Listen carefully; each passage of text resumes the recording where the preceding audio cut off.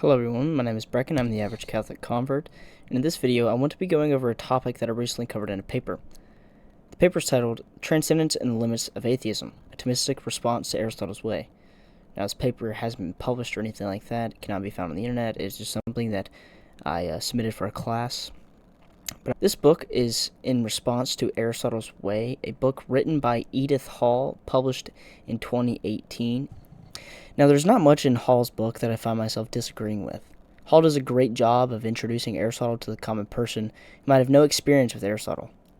The one place where I seem to find a problem with Hall's reading of Aristotle is in the introduction and the very first chapter of her book. As what you might think, if I find problems within the introduction and the book, it's in the very first chapter of the book, it's not going to be a very good book.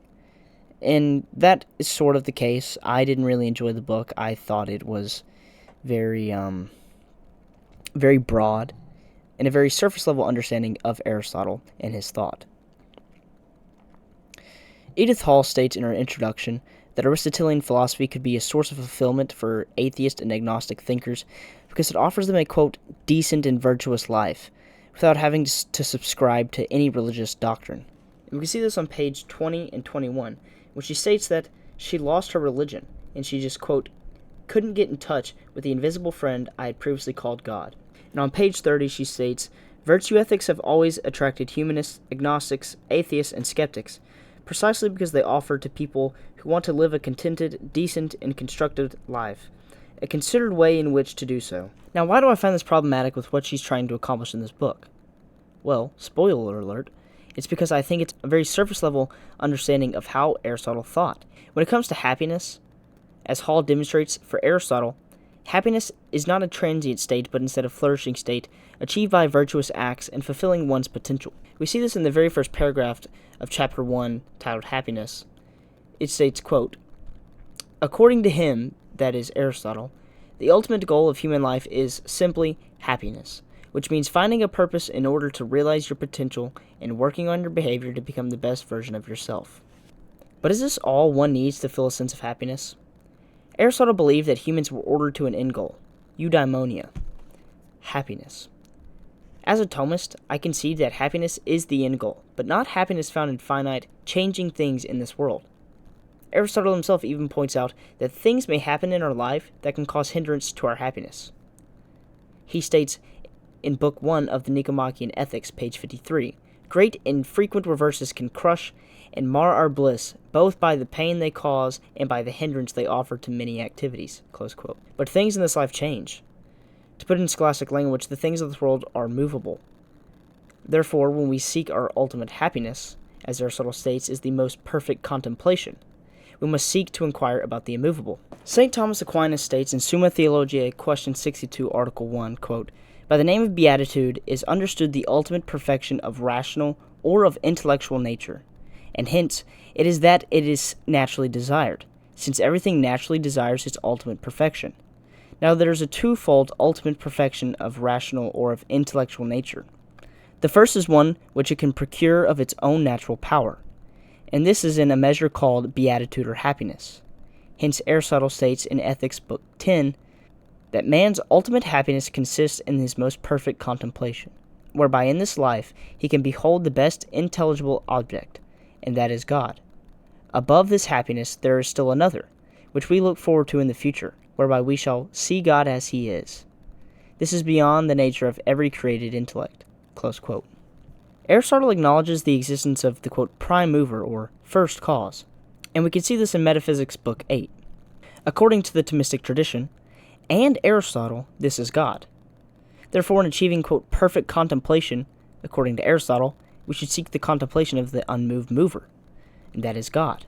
We see in chapter 4 of the Compendium Theologiae by St. Thomas Aquinas, he states, quote, we clearly infer from this that God, who moves all things, must himself be immovable. If he, being the first mover, were himself moved, he would have to be moved either by himself or by another.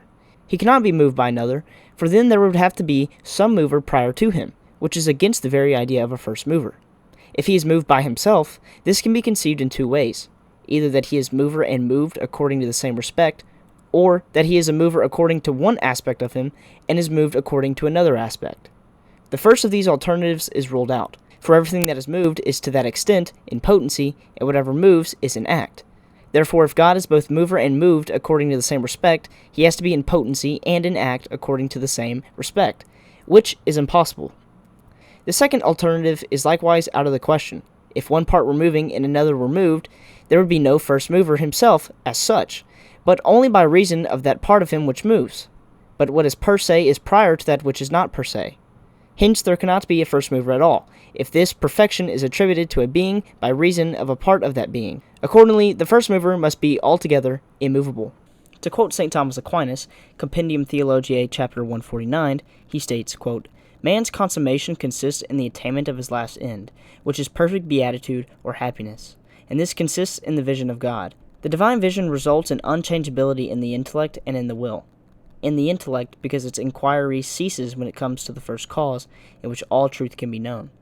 And the will's movability ceases because when one has attained the last end, in which is found the fullness of all goodness, nothing remains to be desired. But the reason the will changes is because it desires what it does not yet have. Clearly, therefore, the final consummation of man consists in perfect repose or unchangeableness, both as regards the intellect and as regards the will." Close quote. Although the Aristotelian prime mover is not only impersonal, but could be argued to lead to infinite regress leading to prime movers, one could still argue that though Aristotle's concept of God is flawed, it's a start. This seems to be my issue with Hall's reading of Aristotle. Hall seems to focus single-handedly on maximizing one's self-interest to find one's happiness, and we see this on page 27 of her book. She states, "If you believe that the goal of human life is to maximize happiness, then you are a budding Aristotelian. If the goal of human life is happiness, the way to achieve it is by thinking hard about how to live well, or being alive in the best way possible. This requires self-conscious habit, which Aristotle does not think other animals are capable of. The deceptively simple adverb well can mean contemptibly in a practical sense, morally in terms of being kind, and fortunately or with felicity in terms of enjoying happiness and pleasant circumstances." Though she acknowledges that Aristotle believed that maximizing eudaimonia was achieved by contemplation, she leaves it at that. She seems to disregard that Aristotle urges us to go beyond our reason, because our minds won't be settled until they rest in the unchanging. This is shown in Metaphysics Book 12. Finally, Hall acknowledges that this world is contingent, with the example she gives towards the end of her chapter. Thus, by conceding the world is contingent, that is, subject to chance and change, the transcendent and metaphysical are necessary for contemplation, hence why Aristotle contemplated such things. Therefore, I find it very hard to follow the idea that the atheist thinker could be a consistent Aristotelian. If you found this video enjoyable, or learned something from this video, or might think that someone else will enjoy this video, make sure to like and subscribe for more content, and share this with a family or friend. Thank you, and God bless.